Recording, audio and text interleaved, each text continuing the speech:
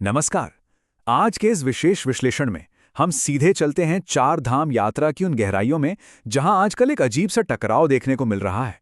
बुद्धि बल्लभ सिलवाल के कलम से निकले कुछ बेहद सटीक विचारों के आधार पर हम ये समझने की कोशिश करेंगे कि कैसे मॉडर्न वीआईपी कल्चर और हमारी सदियों पुरानी पारंपरिक समानता आपस में टकरा रही हैं। देखिए, मुद्दा सिर्फ आस्था का नहीं है, बात उस सामाजिक ढांचे की भी है जहां हम अपनी प्राथमिकताएं तय करते हैं। तो चलिए, बिना किसी देरी के इस बेहद दिलचस्प और जरूरी विषय पर चर्चा शुरू करते हैं और समझते हैं कि आस्था के इन केंद्रों पर असल में क्या चल रहा है। एक बहुत ही खूबसूरत बात कही जाती है कि मंदिर आखिर हैं क्या? ये वही जगह तो है ना जहां हर इंसान, चाहे वो कोई भी हो, ईश्वर के आगे बिल्कुल बराबर होता है। केदार, बद्री, गंगोत्री या यमुनोत्री की यात्रा सिर्फ एक टूरिज्म नहीं है।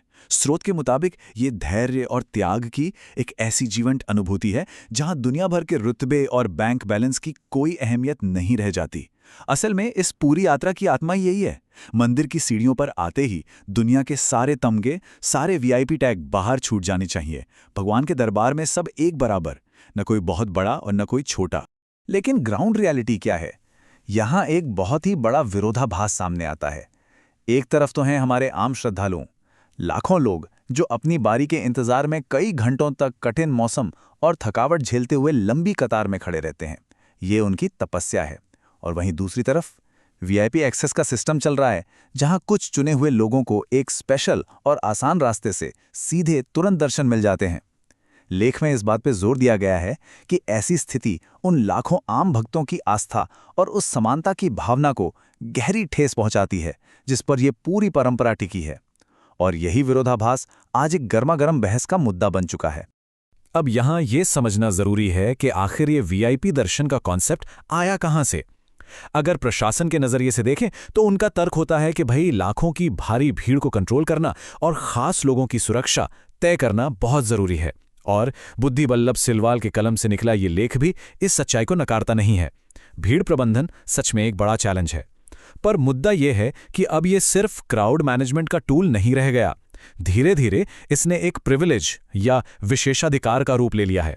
और सोचिए, जब सुरक्षा के नाम पर बनी कोई व्यवस्था अपना रुतबा दिखाने का जरिया बन जाए तो क्या वो आस्था की पवित्रता पर गंभीर सवाल खड़े नहीं करती? ये बिल्कुल करती है।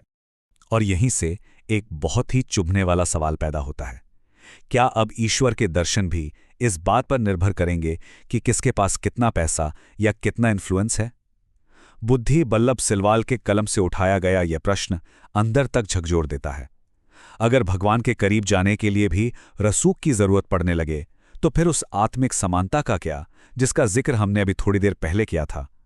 यह सवाल सीधे तौर पर वर्तमान व्यवस्था के भीतर छिपे एक बहुत बड़े विरोधाभास को उजागर करता है। यह हमें यह पूछने पर मजबूर करता है कि क्या धर्म और आस्था के क्षेत्र में भी दुनियादारी के नियम हावी हो रहे हैं? तो आखिर इस जटिल स्थिति का समाधान क्या है? क्या कोई प्रैक्टिकल और न्यायसंगत रास्ता है? लेख में जो रास्ता दिखाया गया है वो बेहद सीधा और असरदार है। दर्शन की प्राथमिकता यानी प्रायोरिटी सिर्फ और सिर्फ जरूरत के आधार पर तय होनी चाहिए, न कि ताकत या रुतबे के आधार पर। सोचकर देखिए, ये एक कितना बड़ा माइंडसेट शिफ्ट है। इसका मतलब है कि आगे बढ़ने का हक उसको मिले जिसकी वाकई कोई मानवीय मजबूरी है, उसको नहीं जो अपना पावर दिखाकर लाइन तोड़ना चाहता है। यह समाधान इस पूरे सिस्टम को एक नए और ज्यादा संवेदनशील चश्मे से देखने की पेशकश है। अब यहां मुद्दा आता है कि तो फिर प्रायोरिटी मिलेगी कैसे? लेख में बिल्कुल स्पष्ट तौर पर 3 ग्रुप्स की पहचान की गई है। दिव्यांग या शारीरिक चुनौतियों का सामना कर रहे लोग, गंभीर रूप से बीमार व्यक्ति और 80 साल से ऊपर के बुजुर्ग श्रद्धालु। अब इन्हें अगर कोई स्पेशल रास्ता या जल्दी दर्शन मिलता है तो क्या वो वीआईपी कल्चर होगा? बिल्कुल नहीं। इसे एक मानवीय और पूरी तरह से निष्पक्ष कदम के रूप में देखा जाना चाहिए। जो इंसान फिजिकली कतार में खड़े रहने के काबिल ही नहीं है, उसको घंटों खड़ा रखना कहाँ का इंसाफ है? इन लोगों को प्राथमिकता देना ही तो असल समानता और करुणा है। दरअसल ये पूरा विषय हमारे सबसे गहरे और पुराने मूल्यों से जुड़ता है।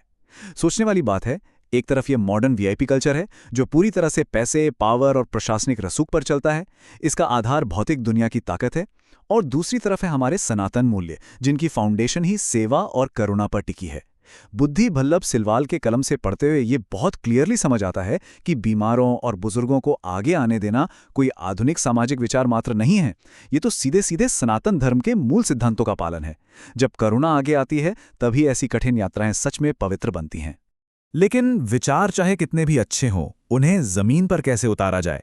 सरकार और मंदिर प्रशासन क्या ठोस कदम उठा सकते हैं?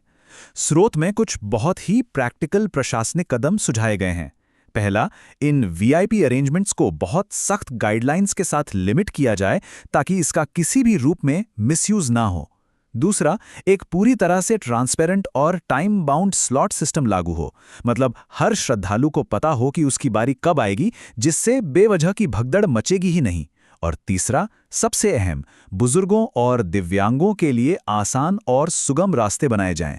ये वो प्रशासनिक बदलाव हैं जो सच में एक बराबरी वाली व्यवस्था खड़ी कर सकते हैं। इन सारी बातों सुझावों का निचोड़ निकाल कर देखें तो लेख हमें एक बहुत ही ब्रॉड पर्सपेक्टिव देता है। यह सालाना तीर्थ यात्रा सिर्फ एक धार्मिक इवेंट नहीं रह जाती। यह हमारे सामाजिक मूल्यों का, हमारी सोशल वैल्यूज का एक आईना बन जाती है। तीर्थ स्थानों पर हम कैसी व्यवस्था बनाते हैं, उससे पता चलता है कि हमारी कलेक्टिव प्राथमिकताएं क्या हैं। क्या एक ऐसे समाज का निर्माण हो रहा है जो सिर्फ पैसे और पावर के आगे झुकता है, या फिर एक ऐसा समाज जहां सबसे कमजोर और जरूरतमंद इंसान को आगे बढ़ाने के लिए बिना किसी हिचकिचाहट के हाथ दिए जाते हैं? यह यात्रा इसी गहरी सच्चाई का बिल्कुल स्पष्ट रिफ्लेक्शन है। और इस विश्लेषण को हम एक बेहद मार्ग की बात से समेटेंगे। लेख की एक लाइन है और यह सीधे दिल पर लगती है। आस्था का मार्ग तभी पवित्र रहेगा जब समानता के साथ संवेदना भी जुड़ी हो और प्राथमिकता केवल जरूरतमंद को मिले, प्रभावशाली को नहीं। सच में ये एक ऐसा विचार है जो अपने पीछे ढेरों सवाल छोड़ जाता है। जरा सोचिए, अगर हम प्रिविलेज के इस दिखावे को छोड़कर सच्ची करुणा अपना लें तो इस यात्रा का चेहरा कितना बदल जाएगा। आखिर में ये सवाल हम सबके सामने है कि क्या भविष्य में हमारी ये महान परंपराएं केवल शक्ति प्रदर्शन बनकर रह जाएंगी या करुणा और मानवीय समानता की असली पहचान बनेंगी? जरूर सोचिएगा इस बारे में।